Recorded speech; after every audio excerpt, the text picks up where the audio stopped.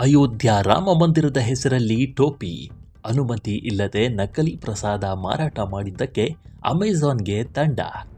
ಹೌದು, ರಾಮಮಂದಿರ ಅಯೋಧ್ಯ ಪ್ರಸಾದ ಎಂಬ ಸ್ಟಿಕ್ಕರ್ನೊಂದಿಗೆ ಆನ್ಲೈನ್ನಲ್ಲಿ ಸಾಮಾನ್ಯ ಸಿಹಿ ತಿಂಡಿಗಳನ್ನು ಮಾರಾಟ ಮಾಡಲು ಅವಕಾಶ ನೀಡಿದ್ದಕ್ಕಾಗಿ ಇ ಕಾಮರ್ಸ್ ಕ್ಷೇತ್ರದ ದೈತ್ಯ ಅಮೆಜಾನ್ ಕಂಪನಿಗೆ ಕೇಂದ್ರೀಯ ಗ್ರಾಹಕ ಸಂರಕ್ಷಣಾ ಪ್ರಾಧಿಕಾರ 1 ಲಕ್ಷ ರೂಪಾಯಿ ದಂಡ ವಿಧಿಸಿದೆ. ತಾನು ಕೇವಲ ಮಧ್ಯವರ್ತಿ ವೇದಿಕೆ ಎಂದು ಹೇಳಿ ಅಮೆಜಾನ್ ಕಂಪನಿ ಜವಾಬ್ದಾರಿಯಿಂದ ನುಣುಚಿಕೊಳ್ಳಲು ಸಾಧ್ಯವಿಲ್ಲ ಅಂತ ಪ್ರಾಧಿಕಾರ ಕಟ್ಟುನಿಟ್ಟಾಗಿ ಆದೇಶಿಸಿದೆ.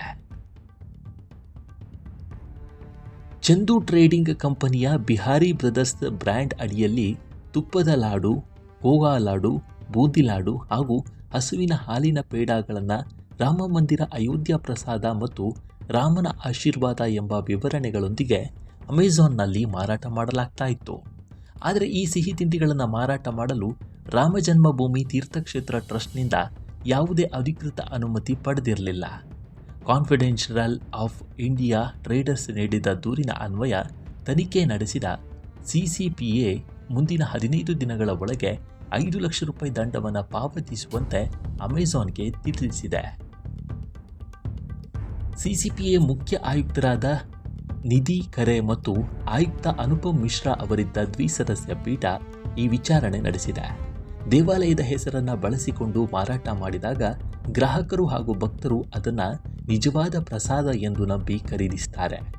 ಅನುಮತಿ ಇಲ್ಲದೆ ಈ ರೀತಿ ವಾಣಿಜ್ಯ ಉದ್ದೇಶಕ್ಕೆ ಧಾರ್ಮಿಕ ಕೇಂದ್ರಗಳ ಹೆಸರನ್ನು ಬಳಸುವುದು ಲಕ್ಷಾಂತರ ಭಕ್ತರ ಭಾವನೆಗಳಿಗೆ ಧಕ್ಕೆ ತರುತ್ತದೆ ಎಂದು ಪ್ರಾಧಿಕಾರ ಅಭಿಪ್ರಾಯಪಟ್ಟಿದೆ.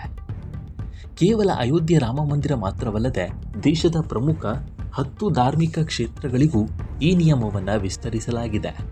ಅಯೋಧ್ಯ ರಾಮಮಂದಿರ, ತಿರುಪತಿ ದೇವಸ್ಥಾನ, ಮಾತಾ ವೈಷ್ಣೋದೇವಿ ಹಾಗೂ ಪುರಿ ಜಗನ್ನಾಥ ದೇವಾಲಯ ಸೇರಿದಂತೆ ಪ್ರಮುಖ ಧಾರ್ಮಿಕ ಸಂಸ್ಥೆಗಳ ಅಧಿಕೃತ ಪ್ರಮಾಣ ಪತ್ರವಿಲ್ಲದೆ ಪ್ರಸಾದ, ಮಹಾಪ್ರಸಾದ ಅಥವಾ ಭೋಗ್ ಎಂಬ ಹೆಸರುಗಳನ್ನು ಬಳಸಿ ಯಾವುದೇ ಉತ್ಪನ್ನಗಳನ್ನು ಪಟ್ಟಿ ಮಾಡಲು ಅಮೆಜಾನ್ನಲ್ಲಿ ಅವಕಾಶ ನೀಡಬಾರದು ಅಂತ ತಾಕೀತು ಮಾಡಲಾಗಿದೆ.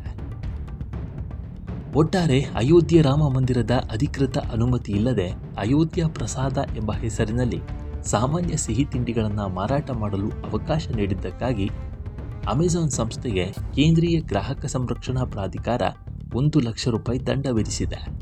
ತಾನು ಕೇವಲ ಮಧ್ಯವರ್ತಿ ವೇದಿಕೆ ಎಂದು ಕಂಪನಿ ಜವಾಬ್ದಾರಿಯಿಂದ ನುಣುಚಿಕೊಳ್ಳಲು ಸಾಧ್ಯವಿಲ್ಲ ಎಂದಿರುವ ಪ್ರಾಧಿಕಾರ 15 ದಿನಗಳೊಳಗೆ ದಂಡ ಪಾವತಿಸಲು ಆದೇಶಿಸಿದೆ. ಜೊತೆಗೆ ದೇಶದ ಪ್ರಮುಖ 10 ಪ್ರಮುಖ ಕ್ಷೇತ್ರಗಳ ಅಧಿಕೃತ ಅನುಮತಿ ಇಲ್ಲದೆ ಪ್ರಸಾದ ಹೆಸರಿನಲ್ಲಿ ಉತ್ಪನ್ನಗಳನ್ನು ಮಾರಾಟ ಮಾಡದಂತೆ ಕಟ್ಟುನಿಟ್ಟಿನ ಸೂಚನೆಯನ್ನು ನೀಡಿದೆ.